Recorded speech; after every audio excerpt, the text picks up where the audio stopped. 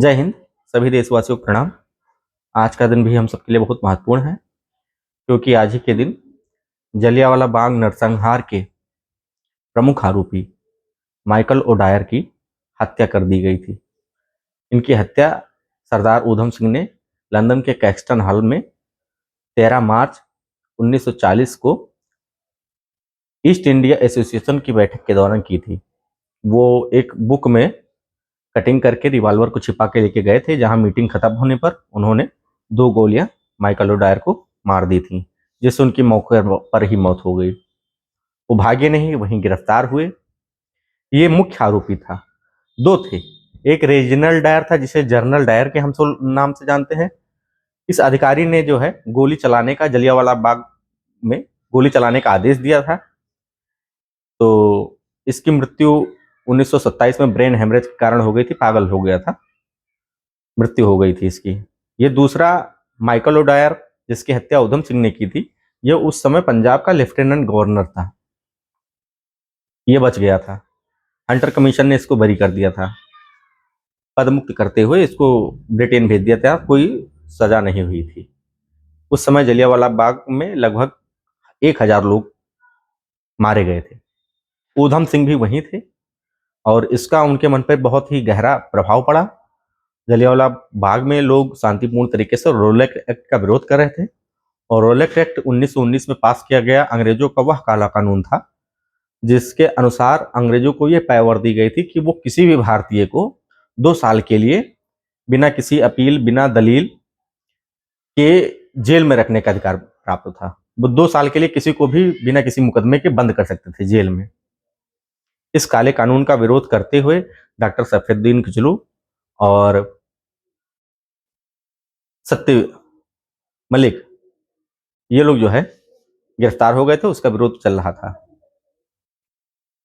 उसी में regional Dyer ने आदेश दिया था। हजारों लोग मारे गए थे। उसका जो है उधम सिंह ने बदला 21 साल बाद 13 मार्च 1940 को आज ही के दिन लंदन के कैक्सटन हॉल में माइकल ओडायर, जो बच गया था, जिंदा था, लेफ्टिनेंट गवर्नर था पंजाब का उस समय, उसने समर्थन भी किया था इस घटना का, उनकी हत्या की थी। जब गिरफ्तार हुए तो उन्होंने अपना नाम, आज के लोगों को इससे सबक लेना चाहिए कि जब लाठियां पड़ रही थी तो अंग्रेज ना हिंदू देख रहे थे, ना मुसलमान, ना किसी जात धर्म को देख रहे थे। वो हमको इसलिए प्रताड़ित कर रहे थे, मार रहे थे, तोपे से उड़ा रहे थे, क्योंकि हम सब भारतीय थे।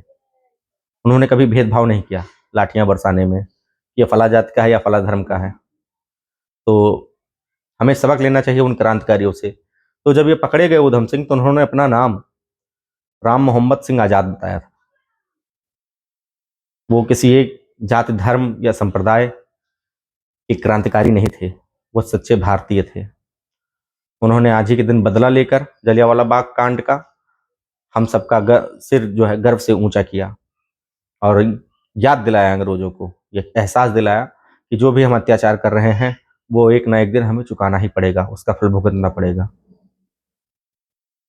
इस घटना के विरोध में रविन्द्रनाथ टैगोर जी ने अपने सर की नाइटहुड की उपाधि वापस कर दी थी। 1974 में ऊधम सिंह की अस्थियां ला गई भारत में। फिर उनका पंजाब में अच्छी तरीके से अंतिम संस्कार किया गया।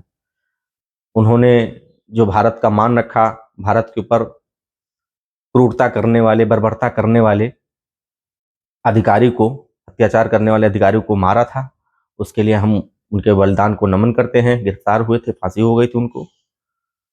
बस यही कहना चाहेंगे कि उन्होंने जैसे भारतीयता जिंदा रखी, अपना नाम बताया, तो वैसे ही हम सब भी राष्ट्र धर्म को ही सर्वोपरि माने, क्योंकि जब राष्ट्र बचेगा तभी हमें अपने अपने धर्मों को मानने की, जाति मत पंथ को मानने की आज़ादी होगी। दूसरे देश का शासन होगा तो हमें उनके हिसाब से ही चलना पड़ेगा।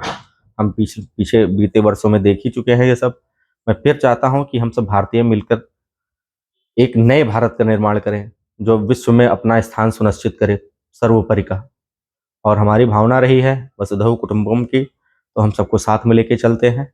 बाकी और सारे देशों की फिलॉसफी अलग है, बस भारत ही है जो वसुधैव कुटुंबकम की भावनाओं को लेकर चलता है।